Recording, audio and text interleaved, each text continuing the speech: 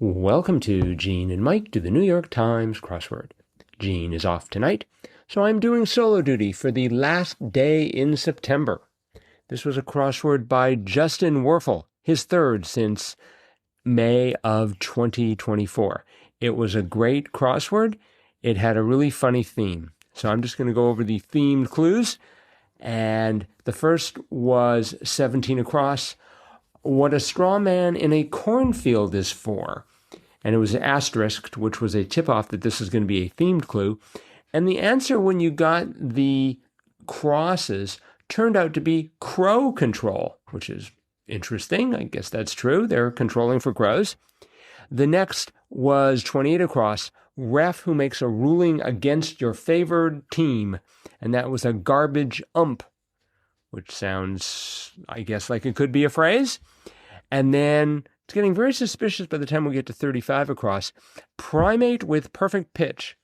On-key Kong, which when you read it looks a whole lot like something similar. We'll get to that in a moment. 47 across, Kelly Blue Book, and that was car catalog, which is certainly true. But there is something weird about all of those phrases. Crow control, garbage ump, on-key Kong, and car catalog rather. The answer comes from the revealer.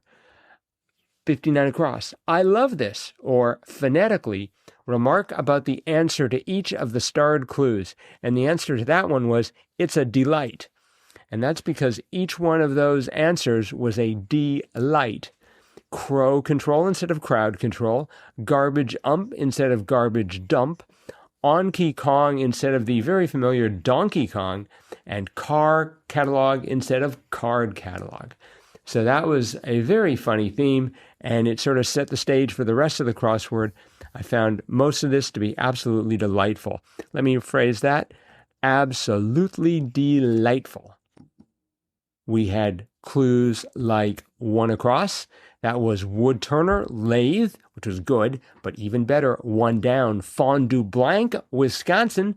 And then, of course, is Fond du Lac, Wisconsin, just down the road from us in northeast Wisconsin. Glad to see that Fond du Lac has made its way into the New York Times crossword. I wonder if that's going to help with tourism. It's already a pretty touristy place. At least I've been led to believe so. And if that's untrue, listeners, let us know. Crosswordpodcast at iCloud.com. We had 6 across. Frank, who directed It's a Wonderful Life. I knew the answer was Capra.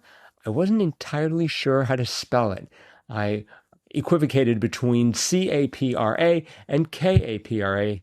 It turned out it had to be a C because 6 down was movie house, and so I needed that C for cinema, the answer to 6 down. Some other clues worthy of note. We had 11 down, and I am very embarrassed to say that this clue, largest and most northern Canadian territory, I knew it was Nunavut, but for some reason I wanted to spell vit with an I rather than a U. I don't see it written out a lot, just I listened to it on the news, but in fact it's Nunavut, and it is N-U-N-A-V-U-T. Was that a debut? It was not a debut. Nunavut has appeared 2 times today and in 2010 in one of the variety puzzles. So a very, very rare answer there for Nunavut. We had 12 down. One way to stop was on a dime. I thought that was sort of cute. And it crossed 16 across, card game that involves shouting its name, Uno. If you do crosswords, you have to know Uno. You don't necessarily have to know how to play Uno, but you certainly need to know the word because it has shown up a lot. Let's try and quantify a lot. 387 times. That's a lot. The first time it showed up was in, way back when, in 1946, when it was clued as Henri Spack is its president. So apparently that was not a reference to the game. In any event, Uno, the word, has been in the crossword many, many, many times.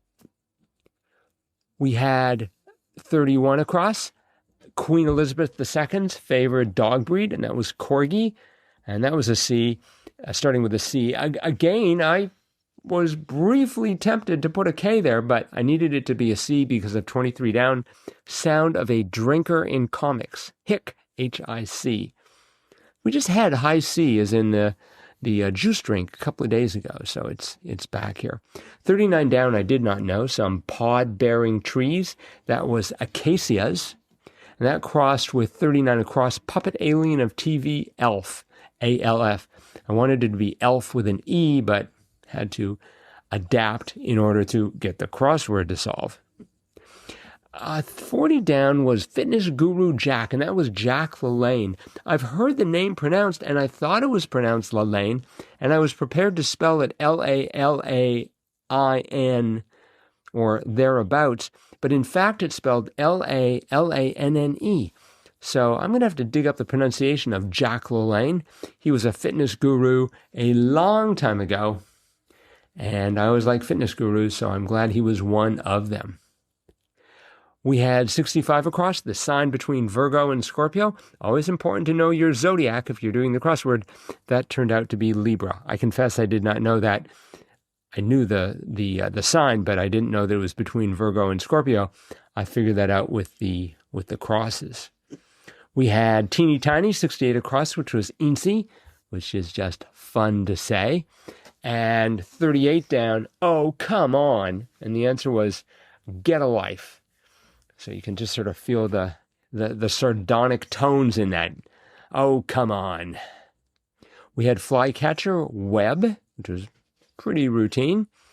We had flipped out, gone ape. That, again, wasn't too hard. That G came out of 11 across, Yuletide beverage, nog, which we will undoubtedly be imbibing before too long. Guess we have to get through Halloween and Thanksgiving first, though. Couple of other terrific clues worth noting. 4 down was your performance a success. The answer was, how'd it go? I originally had how was it? That did not work. And how did it go?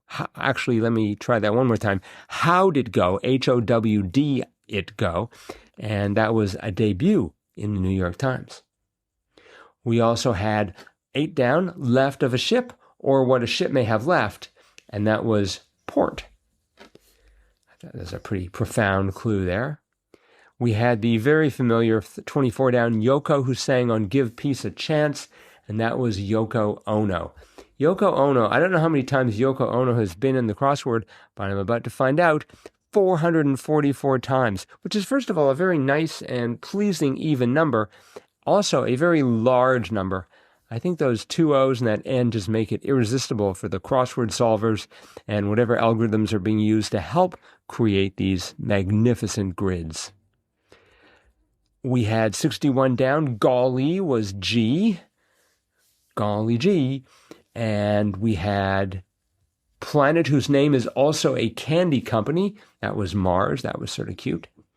We had, let's see, time in history. I originally went for eon because I had it starting with an E, but of course, 45 down was era. Puppeteer was Sesame Street and the Muppet Show. 41 down was Frank Oz. Yay, Frank. And let's see, I had a little trouble with around the area of 30 down. And 30 down was blank Choi. And I went for Boy Choi, B-O-I-C-H-O-Y. But that didn't work well with On Key Kong, so I had to modify that to Bok Choy. I'm sure most of the people listening to this crossword already knew it was Bok Choy, and I now know that as well. But, you know, every now and then we all have a 49 down when nothing goes right, off day. That was more like an off moment.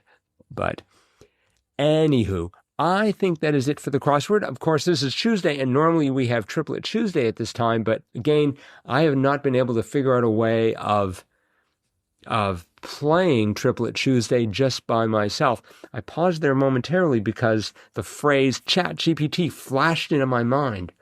It could be done, but I'm not going to. So we'll wait till Gene comes back to have another Triplet Tuesday segment. Thanks, everyone, for listening. We'll be back again with our cutting-edge analysis of Wednesday's crossword tomorrow.